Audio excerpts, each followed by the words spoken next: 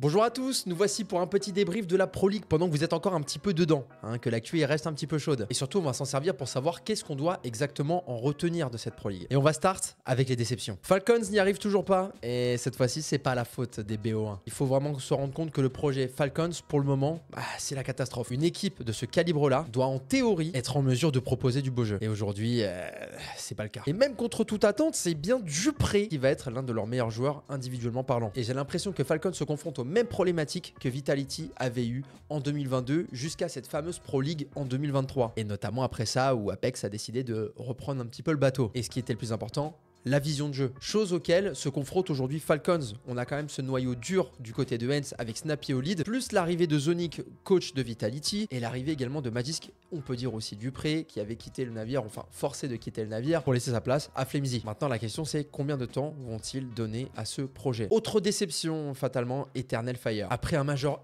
exceptionnel des hommes de majeur, le niveau s'est un petit peu abaissé depuis, mais j'ai envie de dire c'est normal. Après cette run incroyable au major de Copenhague, il va juste falloir trouver pour les Turcs la fameuse stabilité que tant d'équipes convoitent pour au moins rester dans le peloton de tête. Cette contre-performance face à Sceaux a fait très mal. Je tiens quand même à noter que le groupe A était le groupe le plus relevé de cette ESL Pro League. Autre contre-pied important, et c'est l'équipe Furia brésilienne qui va décevoir une nouvelle fois. Donc Hart n'est plus là, Kai pour le remplacer qui vient du roster académique, ne pas se qualifier en playoff de l'ESL Pro League et perdre face à Monté qui elle-même était en restructuration, avec quand même des joueurs moins expérimentés, on parle quand même de Gizmi et de Ryu, montés fraîchement de l'académie, eh bien ça fait un peu froid dans le dos. Par contre, Cacerato reste dans des performances XXL, et il fait naturellement partie de ces joueurs que j'aimerais voir évoluer à l'Inter, même si je pense que ça n'arrivera jamais. A noter que Furia avait mis Guéry de côté, mais il a quand même été présent durant cette ESL Pro League. En soi, tout ne va pas forcément changer en un jour. Il va falloir attendre l'arrivée du nouveau coach. D'ailleurs, il pourrait même s'ouvrir à un coach américain, voire européen, pour venir épauler Fallen du côté de l'équipe brésilienne. Et pourquoi pas revenir à un niveau décent? Et pourquoi pas s'ouvrir à une équipe internationale? Mais ça, on aura des réponses plus tard dans l'année. En déception, je dois forcément vous parler de Fnatic. Le match face à 3D Max était pour moi la seule chance pour l'une des deux équipes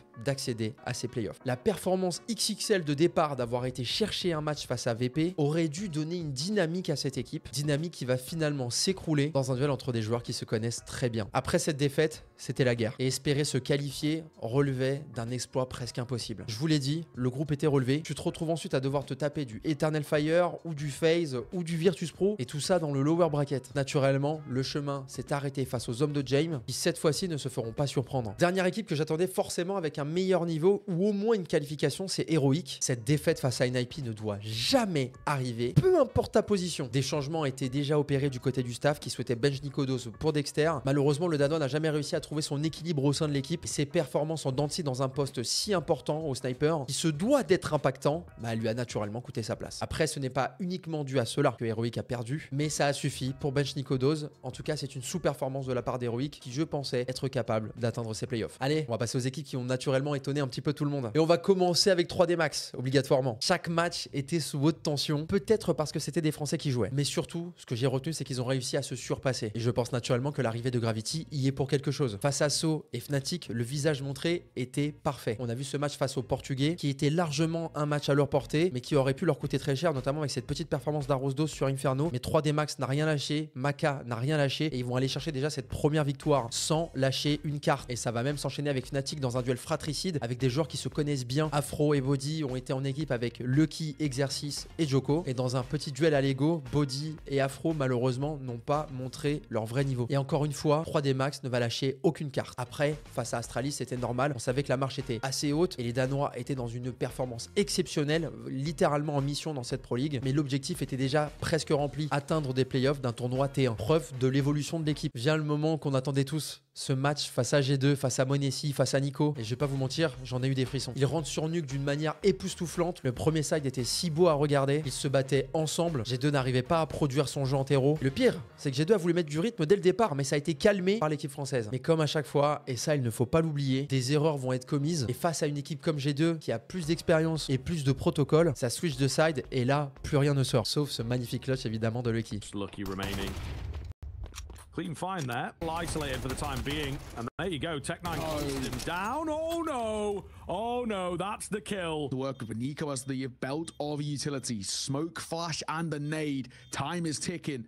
Doesn't have a kit to work with. Has been heard as well above him. Oh my god, he's making a good move. And he's going to catch him.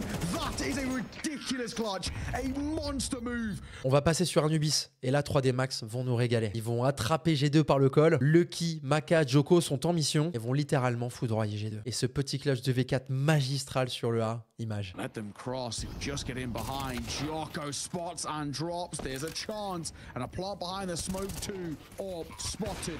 Refaces, refights, and finds. Round on. Hooksy being held by Maka with the AWP. And Maka might have just spotted the shoulder.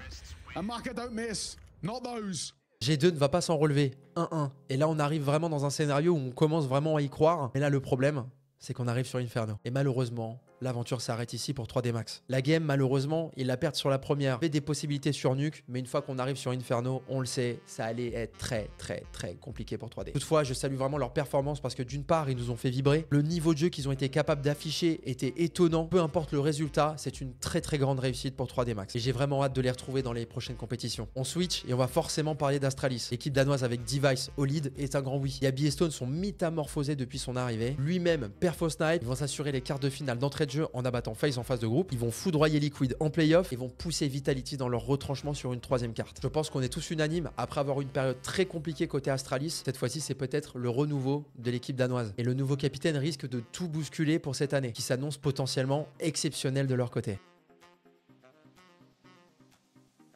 Maintenant, place à Vitality.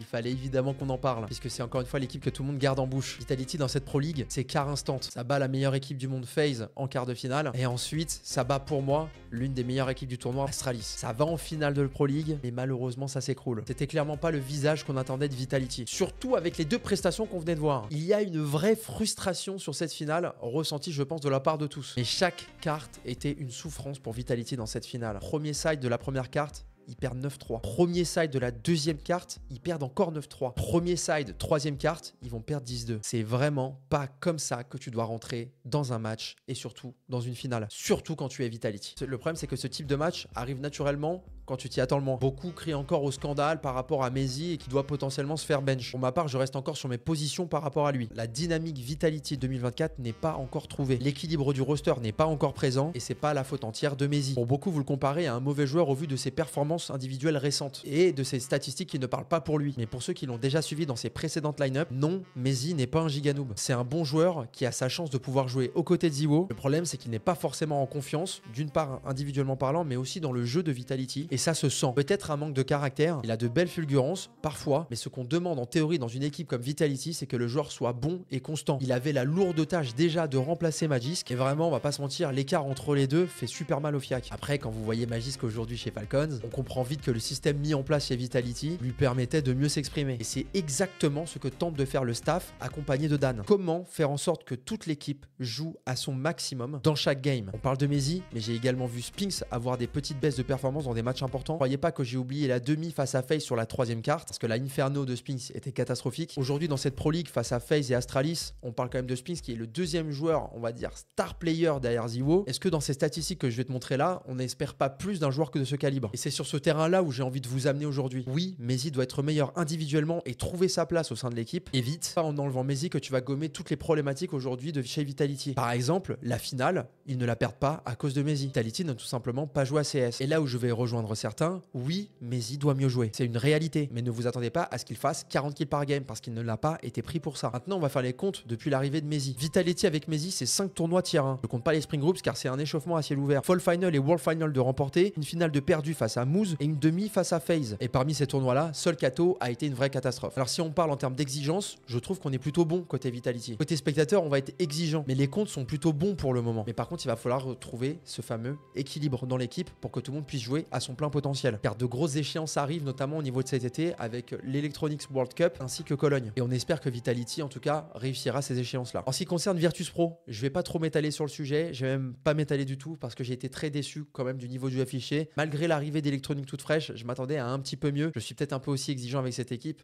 mais j'espère qu'ils vont nous prouver, notamment dans cette Bedboom Daka qui arrive, qu'ils sont capables d'aller chercher au moins un top 1. Tiens quand même à féliciter Mousse qui a réussi avec son roster à faire un back-to-back en ESL Pro League. Les petits sont en train de monter en puissance, ils se qualifient souvent à tous les playoffs des tournois, donc il y a un écart d'expérience qu'ils sont en train de combler. Il faudra maintenant réussir à réitérer ce type de match sur la scène de gros tournois type Kato, Cologne ou Major. Jimfat reste toujours impressionnant, Sui nous régale et manie super bien ses joueurs, et sans parler de Xertion qui a des feelings de jeu incroyables, ses infiltrations, reprises d'infos sont toujours pixels, et le retour de Brolan c'est un grand oui. D'ailleurs au passage, Xertion était juste derrière Zivo en termes de statistiques. Maintenant du côté du broadcast, c'était vraiment super de vivre cette Pro League car on s'attendait vraiment pas à un tel niveau de jeu, notamment en playoff, car généralement les Pro League sont un peu rompiches, mais cette fois-ci, entre le format qui a changé et toute l'équipe qui ont répondu présente, ça a fait vraiment du bien. Et ce bien a été partagé avec tout le broadcast sur 1PV et c'est toujours un réel plaisir de partager le micro avec tous les casters que vous connaissez. Je vais vous laisser sur ça. Merci de nous avoir suivis sur 1PV durant cette Pro League. Les IUM Dallas arrivent très rapidement, donc on sera de nouveau ensemble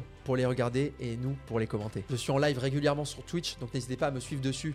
Allez, bisous l'équipe, à bientôt.